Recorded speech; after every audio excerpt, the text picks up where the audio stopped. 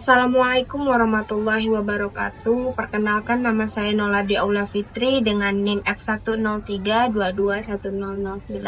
Nah, di sini kami kelompok 3 akan membahas materi tentang pengendalian internal dan keamanan dalam sistem informasi akuntansi. Adapun submateri yang akan dibahas, yang pertama yaitu jenis-jenis pengendalian dalam sistem informasi akuntansi, yang kedua resiko dan ancaman dalam sistem informasi akuntansi, dan yang ketiga keamanan dalam sistem informasi akuntansi, keempat audit sistem informasi, dan yang terakhir untuk penutup ada kesimpulan.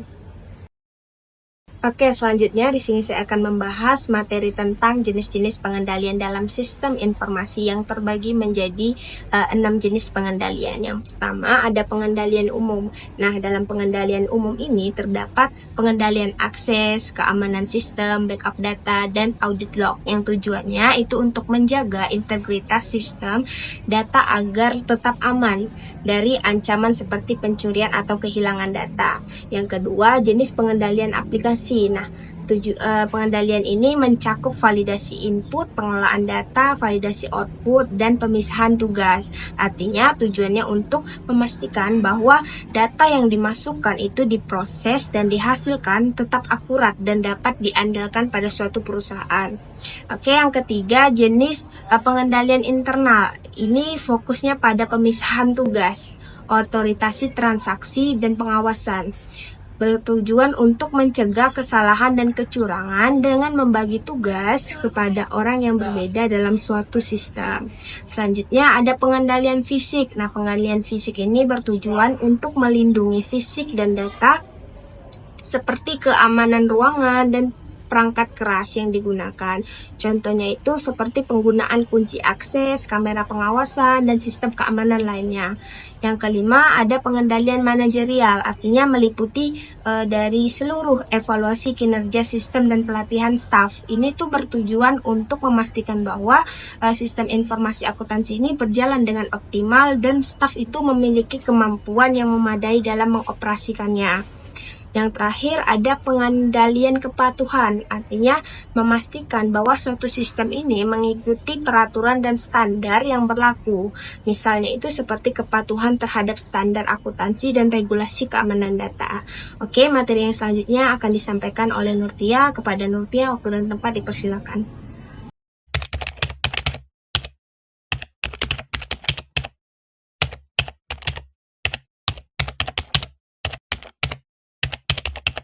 Baik, materi yang selanjutnya yaitu resiko dan ancaman dalam sistem informasi akuntansi. Resiko dan ancaman yang pertama yaitu ada keamanan data, yaitu pencurian atau akses tidak sah yang dapat merusak data keuangan. Yang kedua itu ada kesalahan manusia, di mana input data yang salah atau penggunaan sistem yang tidak tepat. Dan yang ketiga itu ada kerusakan sistem, di mana kegagalan hardware dan software atau gangguan jaringan. Nah, yang keempat itu penipuan dan kecurangan, seperti memanipulasi atau penggelapan data. Oke, serangan yang kelima yaitu serangan cybercrime, yaitu misalnya seperti malware, ransomware, ataupun phishing yang dapat mengancam data. Selanjutnya ada resiko kehilangan data, nah akibat dari kegagalan backup ataupun kesalahan transaksi. Yang ketujuh, adanya ketidakpatuhan regulasi, artinya terdapat pelanggaran pada standar akuntansi ataupun kebijakan keamanan. Yang terakhir, ada keterbatasan sistem, maksudnya sistem yang tidak mampu mendukung pertumbuhan ataupun adaptasi dari sistem informasi akuntansi yang dilaksanakan. Oke, selanjutnya materi yang akan disampaikan oleh Nurtia.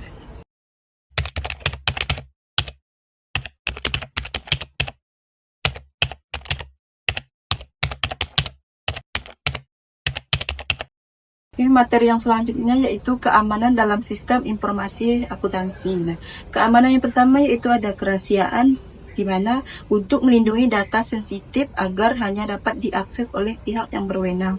Nah, yang kedua itu ada integritas, yaitu untuk menjamin data akurat dan tidak dapat dimodifikasi tanpa izin. Nah, yang ketiga itu ada ketersediaan, di mana memastikan data selalu tersedia saat dibutuhkan. Dan yang keempat itu adalah kontrol akses, di mana untuk mengatur hak akses pengguna berdasarkan peran mereka.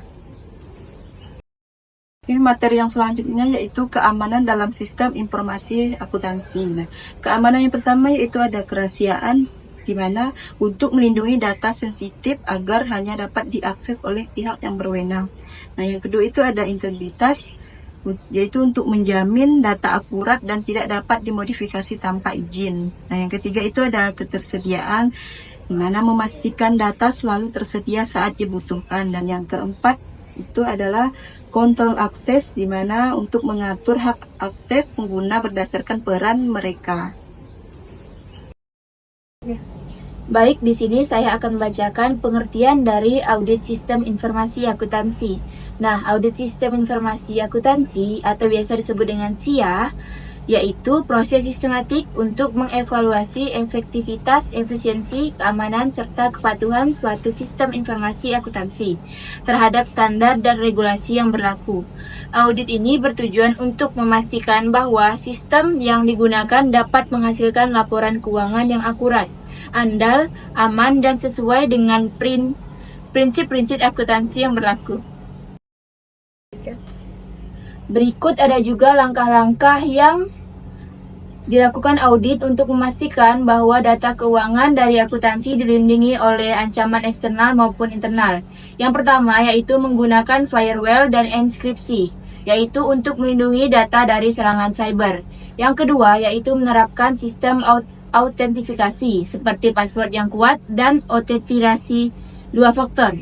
Yang ketiga yaitu mengatur hak akses pengguna, yaitu dengan orang yang berwenang yang dapat mengakses data sensitif. Baik, kesimpulan pada materi kali ini yaitu sistem informasi akuntansi memerlukan pengendalian, keamanan, dan audit yang baik agar data yang dihasilkan akurat dan aman. Pengendalian dilakukan untuk mencegah dan mendeteksi kesalahan atau kecurangan. Keamanan menjaga data diri ancaman seperti peretasan atau kesalahan teknis. Audit memastikan sistem berjalan dengan baik dan sesuai aturan. Semua ini penting untuk menjaga agar informasi akuntansi tetap terpercaya dan terlindungi. Sekian dari kelompok kami. Wassalamualaikum warahmatullahi wabarakatuh. Sekian dari kelompok kami, yaitu kelompok 3. Terima kasih atas perhatiannya. Wassalamualaikum warahmatullahi wabarakatuh.